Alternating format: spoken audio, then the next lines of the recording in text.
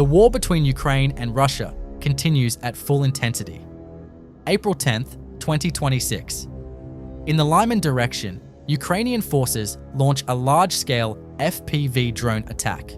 Dozens of drones, sent toward forward positions. Take a close look at these moments. The soldiers in this area were trying to establish new positions in forested terrain, building a defensive line. But the drones arrive first, fast, precise, relentless. Explosive payloads strike one after another. There's no time to react, no time to organize a defense. What was meant to become a defensive position turns into a target zone. This is the reality of the modern battlefield. Even prepared positions can be disrupted in seconds.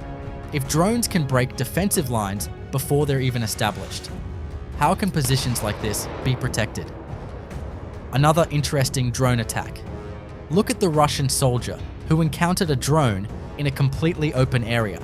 The drone was about to attack him, but he was talking on the radio. The Ukrainian FPV drone observed the soldier for a while longer before launching the attack. Faced with this unusual and intriguing situation, the FPV drone operator also seemed at a loss for what to do. Eventually, the drone attacked the soldier. So, why do you think the soldier acted that way? Did he perhaps think the drone belonged to them? Perhaps the most concrete example of the helplessness on the front lines is this very attack. A Russian soldier happened to be in the drone's line of sight. The soldier, who encountered the drone in the middle of a field, didn't quite know what to do. He continued walking calmly. It's unclear exactly what he was holding in his other hand. Was it a phone or a radio? He was saying something. Every moment of this was captured by the drone. Take a close look at the soldier. You can also see that he has a weapon, but he didn't use it. Perhaps this soldier thought the drone belonged to his own unit and was trying to confirm this via radio. After a prolonged chase, the drone launched its attack. The Russian soldier tried to strike the drone with the radio in his hand, and an explosion occurred. In this latest attack, a Russian soldier was found hiding inside the pipes. It's an excellent hiding spot, but it's not impossible to be detected. An FPV drone was sent to attack the soldier. The result was devastating. Another attack this time. A Russian soldier walking alone toward Ukrainian defensive positions. He is unaware that he is being tracked and observed. It's a long walk. They are trying to determine exactly where the soldier intends to go. But it becomes clear that he is simply walking aimlessly. As the FPV drone, sent right behind him, rapidly approaches the soldier, he decides to use his weapon. Although he fired several times, he was unable to stop the drone, which was approaching too quickly.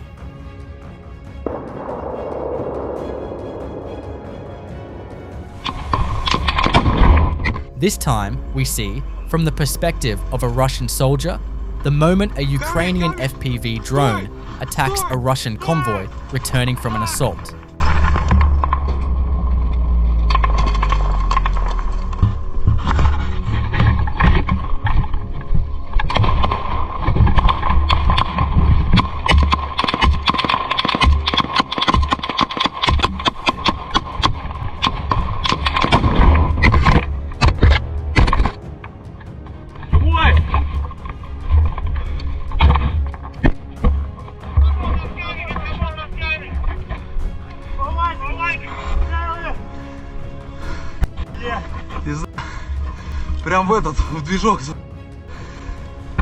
After the drone attack rendered their vehicles inoperable, the soldiers walked to the nearest safe area. This attack demonstrated the Ukrainian forces' effective drone capabilities. A Mavic drone spotted 2 Russian soldiers hiding near a slender tree in Krinky and dropped an F1 grenade with precise accuracy.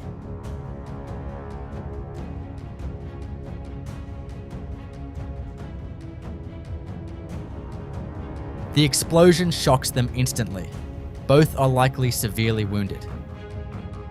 This time, the target was 2 Russian soldiers.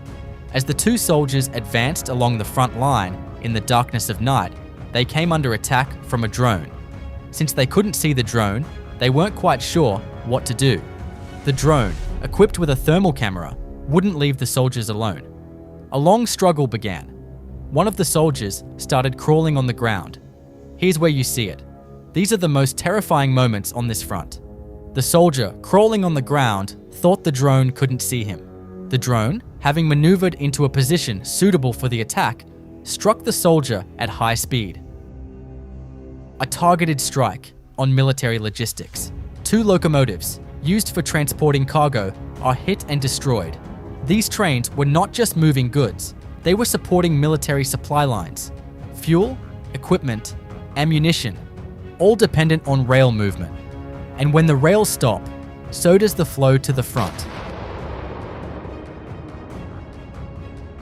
This operation was carried out by the 422nd Luftwaffe unit, a clear example of how modern warfare is not only about the front lines, but about cutting off supply routes behind them. So think about it. Is disrupting logistics more decisive than direct combat on the battlefield? What do you think?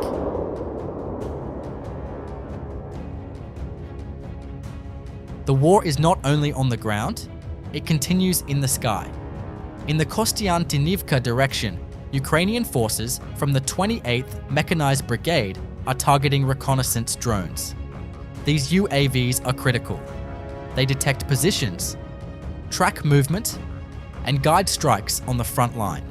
But this time, they are the targets.